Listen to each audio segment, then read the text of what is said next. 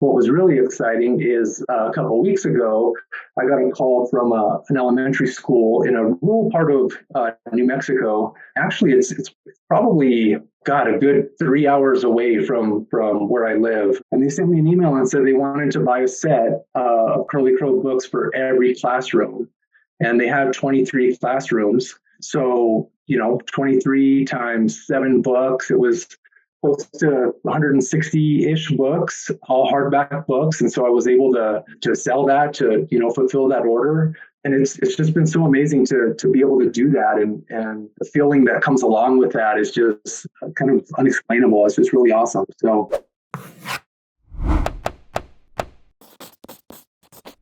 I like to start it out with some sort of little topic to give you a little information about self-publishing. And I couldn't think of a better opportunity to teach you a little about self-publishing than to bring on one of my newest book launches and author, Nicholas Aragon, who has been doing some pretty amazing things. So I thought having him share his personal experience and what's going on in his world could help others. I'm going to just give you a little overview. Nicholas and I met, it's probably been a couple of years now. We've been working together.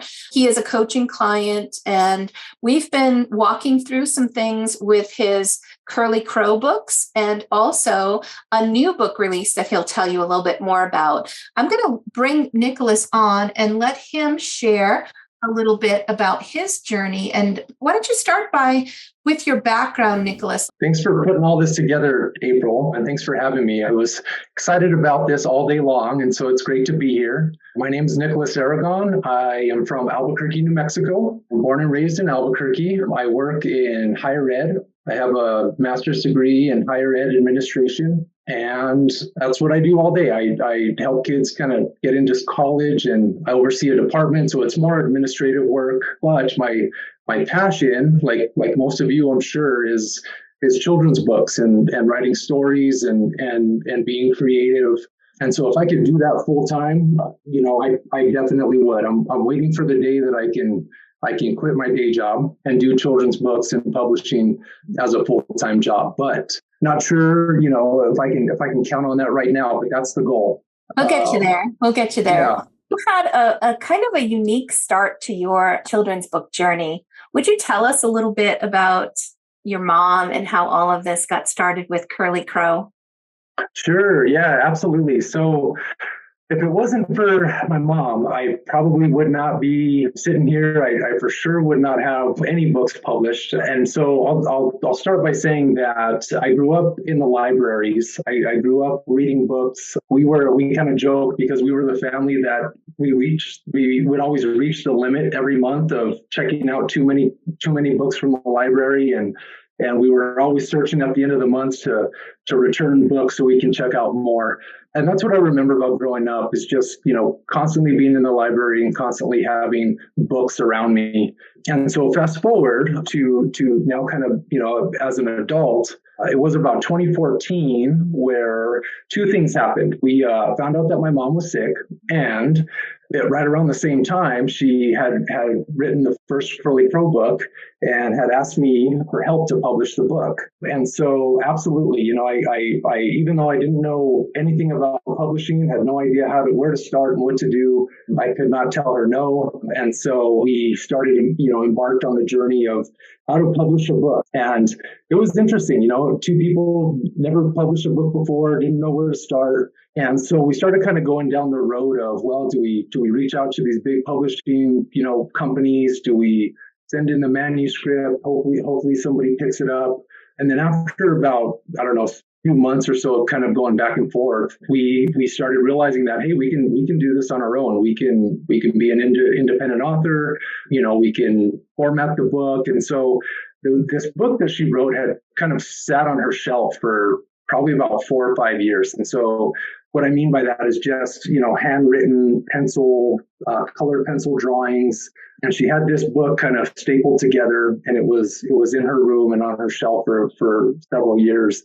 And so we got the book. We actually got with a company that helped us format the files, right? The interior file and a cover file.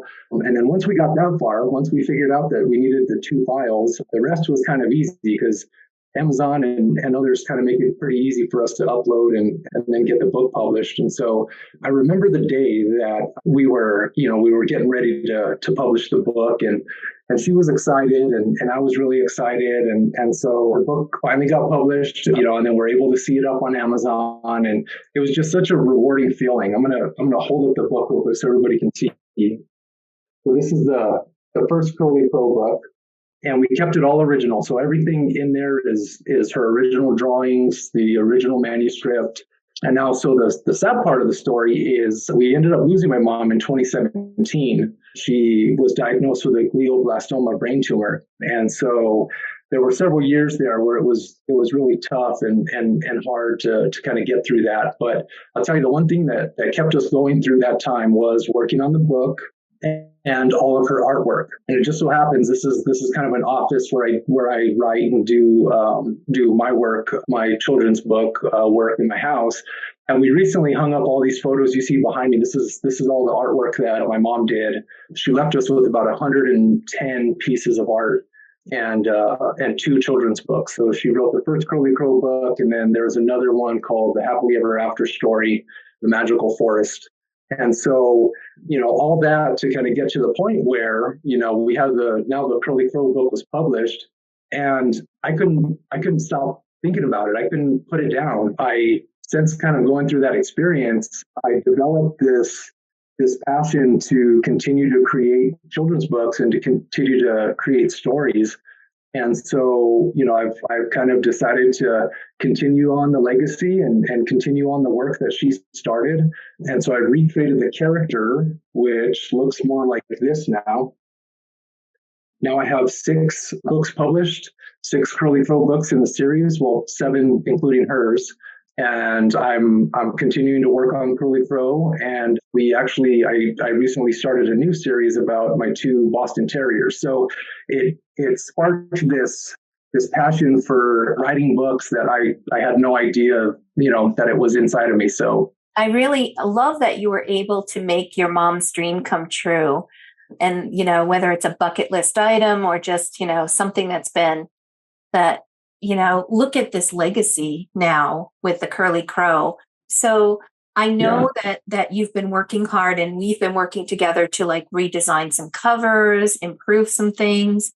But recently, you and I were chatting, and you've been experimenting with some marketing that I think would be really interesting to others. And I remember you saying to me, I got my first book order. So could you tell us a little bit about what you've been doing in your community and how this bulk order came about? Yeah, absolutely. So again, wishing that I could do this full time on the weekends and after work and any free time I get, I am out in the community talking to elementary schools, talking to community centers. And a few months ago, I decided to invest, I guess you would say. I've invested in Curly Crow. I purchased a bulk order, and I decided to go around and donate. So I contacted as many schools as I could, right? Got on the internet, started looking up schools. Obviously, the schools that are local and close to my house, that's where I started. But then I started branching out. And so, 20, 30, 40 schools later, what I was doing was kind of going and calling and even just showing up. Some schools, they won't let you pass the front door, which is great. That's what we want. And other schools are very welcoming and want to have the conversation about author visits and, the local author in the community and how can we continue to engage with the kids. It was a couple months worth of donating books, right? And so initially I thought, I want to get the books out there. I want people to see them. I wasn't having tremendous success on selling books on Amazon and other platforms, right? Because it's difficult to do that. And so getting out to the community and donating these books really paid off. I started getting calls, some right away and some now a couple months later. started getting calls and saying, hey, do you do author visits? Or, hey, we'd like to buy, a couple sets of books. And what was really exciting is a couple of weeks ago, I got a call from an elementary school in a rural part of New Mexico. Actually, it's probably got a good 3 hours away from where I live, very rural area. And they sent me an email and said they wanted to buy a set of Curly Crow books for every classroom. And they have 23 classrooms. So, 23 times 7 books, it was close to 160-ish books, all hardback books. And so I was able to sell that, to, fulfill that order. And it's just been so amazing to be able to do that. And the feeling that comes along with that is just kind of unexplainable. It's just really awesome. So could you talk to us a little bit about what is it that you were donating? Were you donating like a set to their librarian for the school? Yeah, so it's kind of a mix. Sometimes schools go through the librarians. Sometimes it's an administrator, is what I've found out. And sometimes it's kind of more of the higher ups within the school. And so I started with the librarians. Kind of was like an obvious place to start. But I really found that the administration are the ones, depending on the budget, but I found that the administrators are the ones that kind of control the budget and would make the decisions on whether or not they were going to buy the books. So what I was donating was really what I could afford, right? I wanted to make sure they had a couple books. So I was doing 2 hardback books, and then I went to a local print shop and printed about 150 posters. And so it was a poster that kind of has a picture of maybe 3 or 4 of the books. I picked a really, fun illustration from one of the books as the background of the poster. And then I put a QR code in the bottom of the poster. And then, when I went to the school, I said, hey, I'd like to donate these books to you. And I'd like to ask that you, hang up the poster in a place where, parents come to pick up the kids, or where people can see the poster. I would say 90% of the schools were very welcoming and wanted to engage. And so, so that's kind of how I started making the rounds. I love that.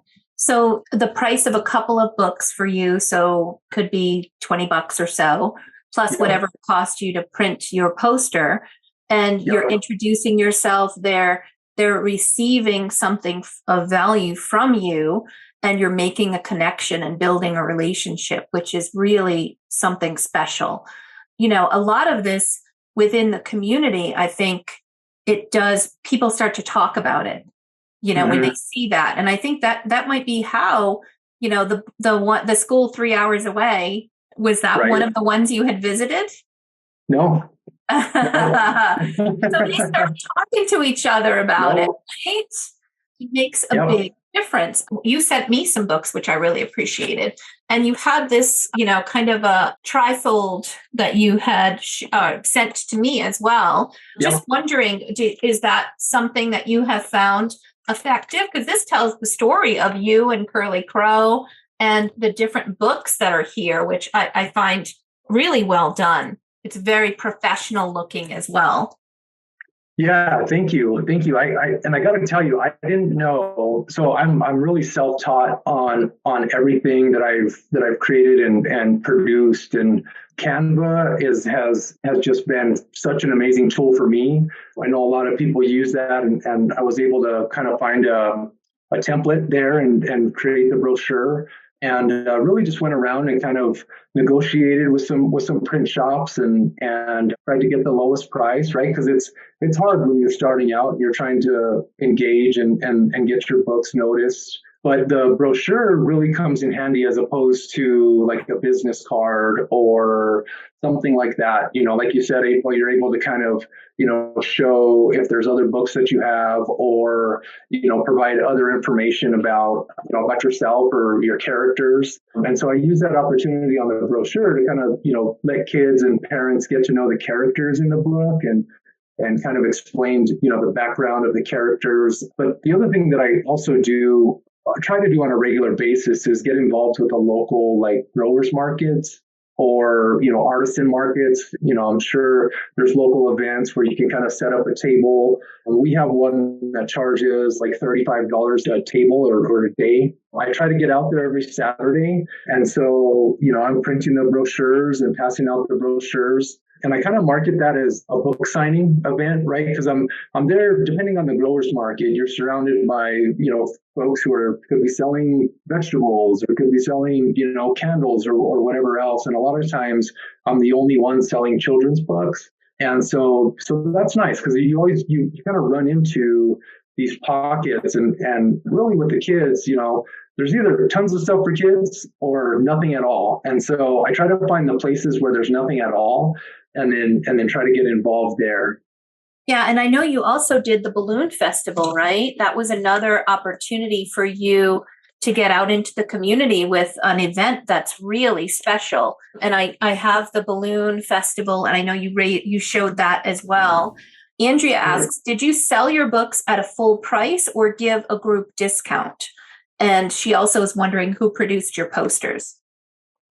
Yeah, so I'm assuming the bulk order to the schools is what we're talking about. So I sold them at full price, and I gave them I think I gave them a 10 or 15% discount. So I said, here's the books at full price, and I'll knock off 15%. And so that's typically how, a bulk order or, something like that, you kind of want to do the 15% or kind of meet them halfway.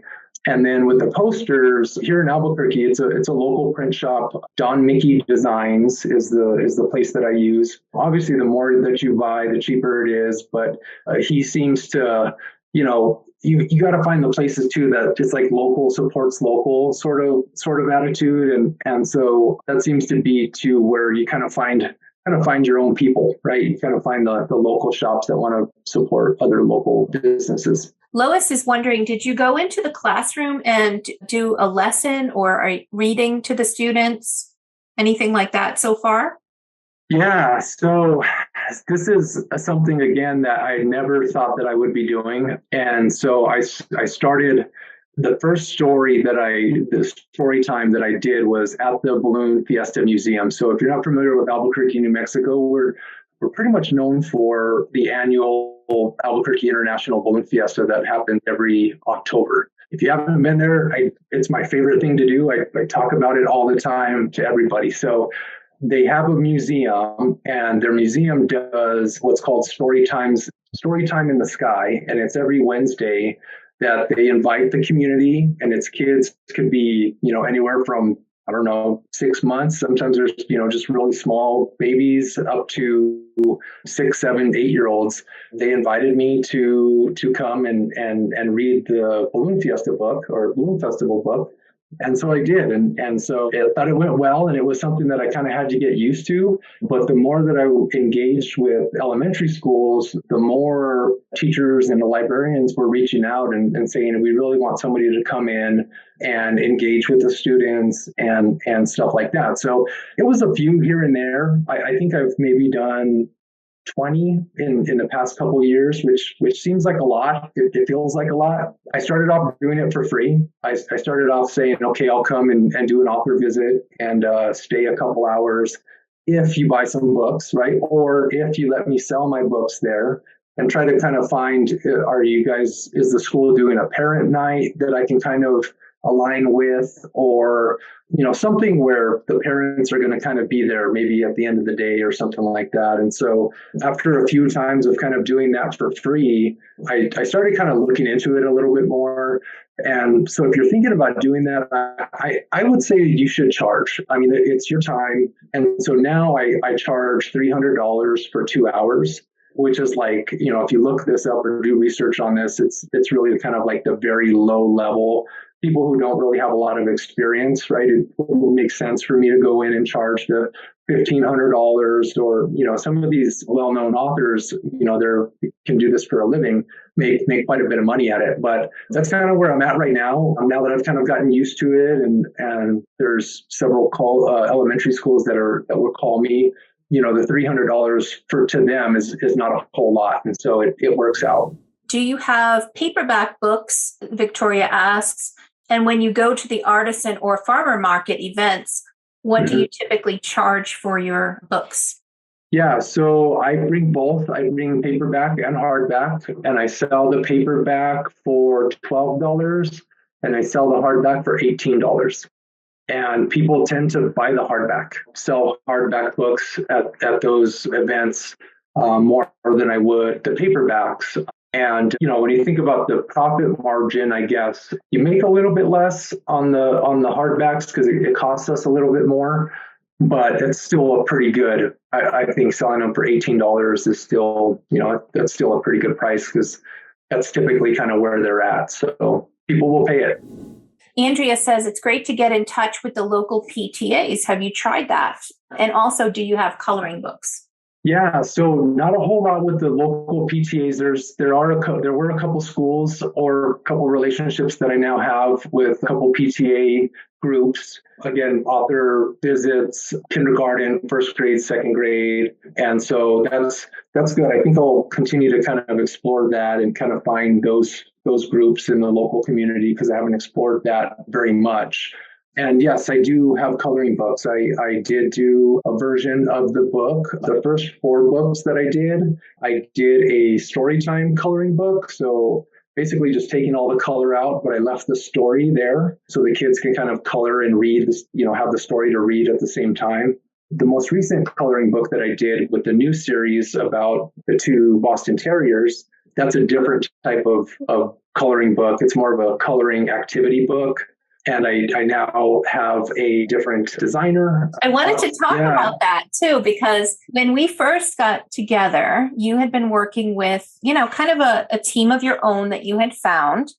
And you had some pain points that were really a problem at that point. Do you want to kind of go into, some of the struggles you had early on? And then let's talk about the new one where we got involved with kind of the 90-day way of doing things with me and my team. Let's talk about where you were before and what the difference is with the new approach that we've been using. Yeah. So, I found April on YouTube, kind of the hours that we spend on YouTube, kind of teaching ourselves and learning from others. And I am really just so glad that I did find April. I started watching all of the videos and really gained a lot from April's videos. Just continued to learn. When I met April, I think maybe I had 4 books out at that time. And right away when I showed April, she pinpointed out one of the issues I was having, and maybe others have a similar experience where, your first 1 or 2 books where we think it's great, right? We think it's, the cover's great, it looks awesome, but you really got to get advice from other people who are doing it. And so I think that was one of my problems is I was working with an illustrator who does great work, but not at the level that I'm experiencing now. And so some of the pain points is that the covers were not great. And that's really my fault, right? Because we're the ones that kind of give the direction and say, I want this here and I want that there. Not really knowing, I thought, okay, I'll keep the same logo on the covers. But what started happening is all 4 or 5 of my books started looking exactly the same. The covers looked exactly the same. And so when I finally engaged with April and started mentoring hours and meeting with her on a regular basis, that was the first thing we took a look at was the covers, updated the covers. And now it's a completely different, I'm getting sales, I'm getting reviews.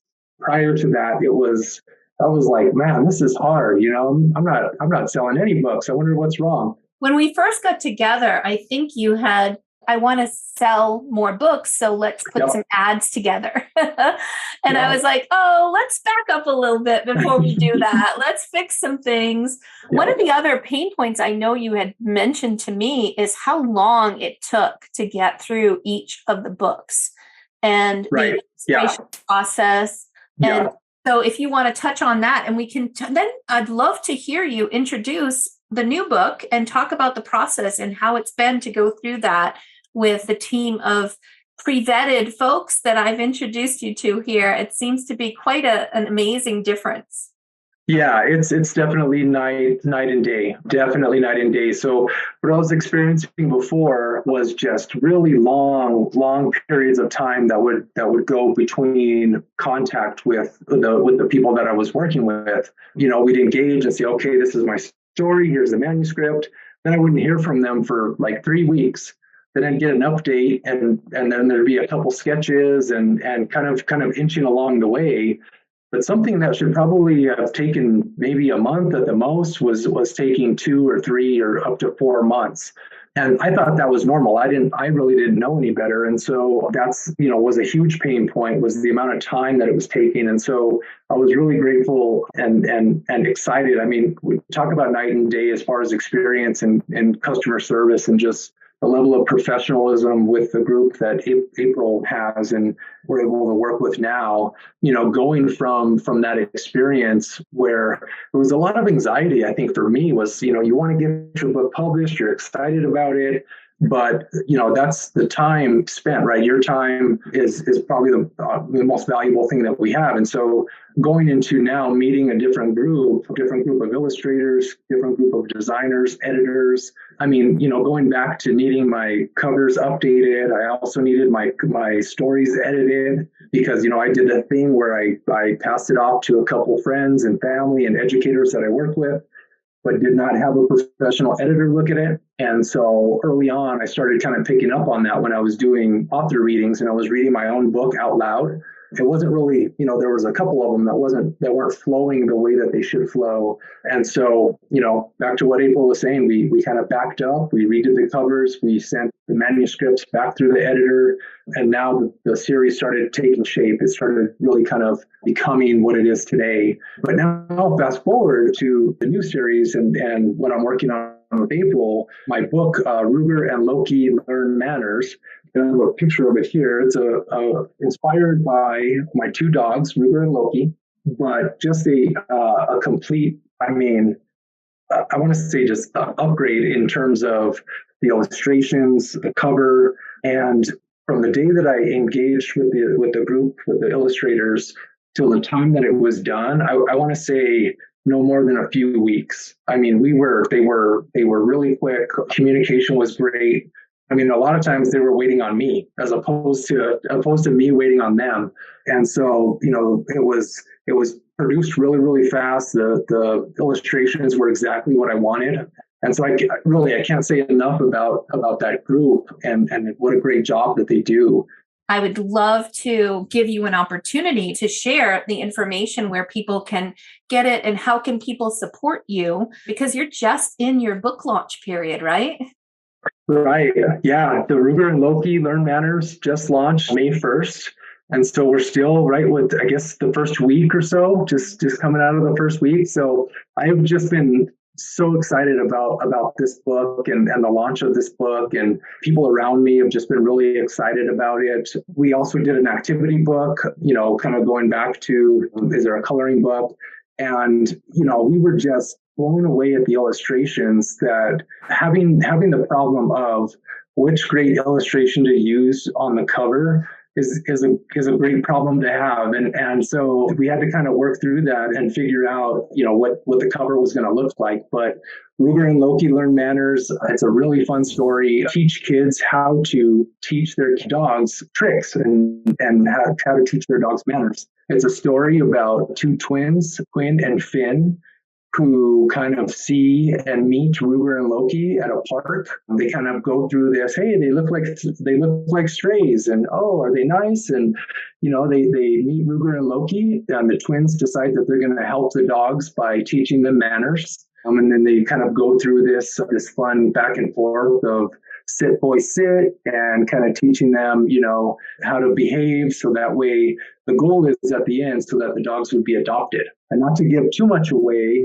the story does end with the dogs getting adopted, or not by the folks who were initially planning on. It's really a fun story that I know kids now who, giving me some feedback on the story, and parents who now have the book, they're just in love with the book. And so I'm excited to continue on the series.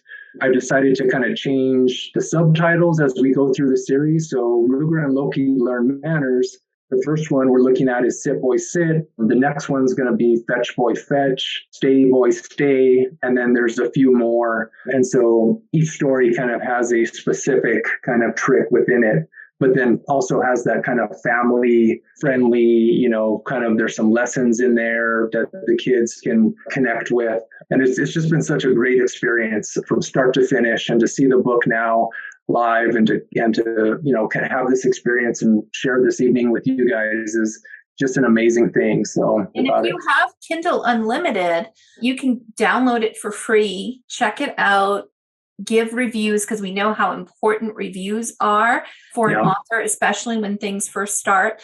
And if you are not in Kindle Unlimited, it's only 99 cents to buy the ebook. That is going to help things move. And I believe you've already hit bestseller on this, but we want to keep it there, right? We want to keep going and continue this. Absolutely love the A+ content. This image over here just makes me smile every time I see it. Great illustration. Yeah. And I love that you used this opportunity in the A+ content to focus on the quality of the illustrations. And this activity book here, again, in the A+ content, guys, you can advertise or cross-promote your other books. So this is the activity book that Nicholas also put together. So not only did he release the one book, but he's got two during this period within that 90 days. And this is wonderful. It's got some beautiful illustrations and additional things that can help. And we're also getting into some of the Curly Crow books as well, so that we can help other people discover this series and what's going on with the Curly Crow. Beautiful, absolutely beautiful. Right. Story. So lots of information about the values, and I've been following along on your social media and some of the videos that you've been posting with Ruger and Loki, and my gosh, they look so much like they were illustrated. It's amazing. Yeah, we were really excited about that too. The illustrators got it spot on. We sent them a couple pictures of what the dogs look like, and we couldn't be more happy with the end results of this book. And we're looking forward to the next one. Definitely always looking forward to the next one. Always, kind of writing stories. And we joked about this the other day where, as an author, you probably have, multiple stories that you're working on or that you think about. But the illustrators for this book really made the A+ content easy, right? I mean, the illustrations were there, the content was there, and then working with April and your team, you kind of learn how to put it together in a way that looks good and gets the message across. So the website that I have also is curlycrow.com. So I have all the books on curlycrow.com. So if you're interested in kind of looking at what the website looks like and how I've put that together, you can check that out too. What is your advice for introduction getting into the schools? Would you mind kind of just giving us your elevator pitch and tell us how you approach it when you walk into a new school? Yeah, absolutely. So I introduced myself as a local author, as a dad, right? I introduced myself as someone who lives in the community with them. And my mission is to help improve literacy in elementary schools. And so that's actually, I go in there with a very honest approach to the whole reason I really started this was to create a character, create a story that kids would fall in love with so that they would pick up a book, right? And so I think people connect with that. And at least the schools that I've been connecting with there's so much social media, there's so many screens, it's almost like the book is like, kids don't even know what a book is. It's kind of like the newspaper, right? Where it's like, this is kind of going away. Well, there's still a lot of us out there who love a book that you can hold. It's so important for kids to read. And so my message is, it doesn't matter what you read, find something you're interested in and read about it. And so that's kind of my approach to it. I offer to donate a book to get the book in the school. And then I ask them if, what their needs are. Are they looking for books to purchase? Are they looking for authors to come in and do presentations? And then, depending on the feedback, I kind of know how to respond from there. Just kind of going in there with an honest approach to what your goals are. And so, you can't beat a book. And I think that it's an important message that we all should continue telling. I tell the kids that reading is exercise for your brain. Some of them look at me like I'm crazy, but it really is. The studies show the cognitive development, right? I mean, reading from an early age, if you make that a habit and you continue reading, the likelihood of you being successful or, going on to college is much greater than if you didn't read. So it's kind of my message. Lois says, do you cold call or do you go call ahead of time and ask for an appointment? Well, sometimes I'll get answer machines, or I'll leave a message and no one will call back. What I tend to do is I will set out with like 5 schools maybe, and if I had already called ahead, then that's I'll kind of approach that. Usually that kind of results in, hey, stop by at this time, and I'll be able to meet you. But for schools that maybe I didn't get a hold of, or maybe I just decided not to call at all, I'll make kind of a list and I'll just get their address and I'll just start driving by and hopping in and introducing myself, because people are busy. A lot of times people are busy, and I'm finding that it's not that they don't want to call you back. It's just that it's not really a priority for them. So we got to find kind of creative ways to kind of meet people where they're at. And so I do both. It's a pleasant surprise too, because I imagine that they do get calls of people trying to sell them things, or, hey, I want to want you to take me in and do author visits, or buy some books or things like that. So when you're walking in and you're showing them that, no, you're caring, you're contributing something, you're giving them something, and even asking about their needs. What are your needs? What are the things that this school needs that I can help with? I think that's a really an approach that we should all consider, and really just getting into what can I do for the community and for the schools that need this. Talk to us about this website. I just popped on there as well.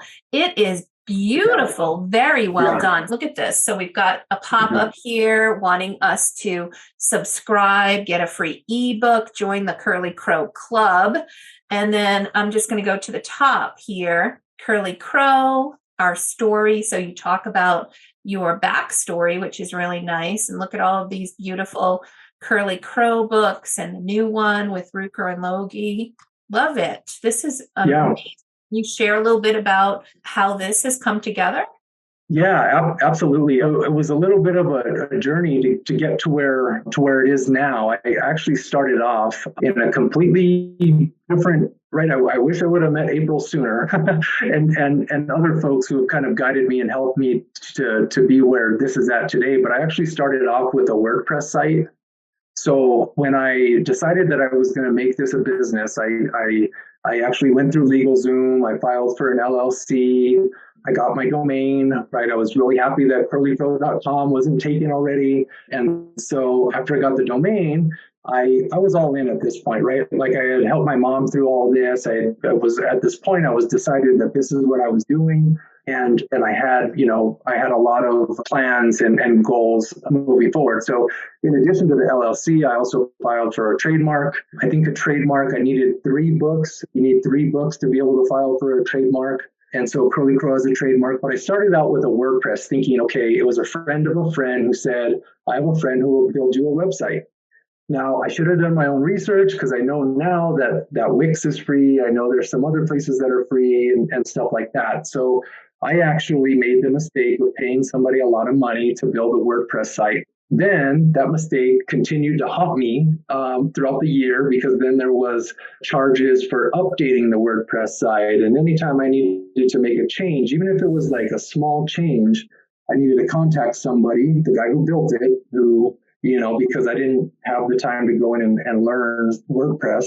So I kind of, got to the point where I was frustrated with that whole process and started doing my own research. And the website that I have now is a Shopify store. It's a Shopify website. And so I think Shopify is $300 a year. So there's a cost to the website that I have, but I think it's well worth it. I mean, it has everything you need built in, has your email marketing built in, it connects to all your social media.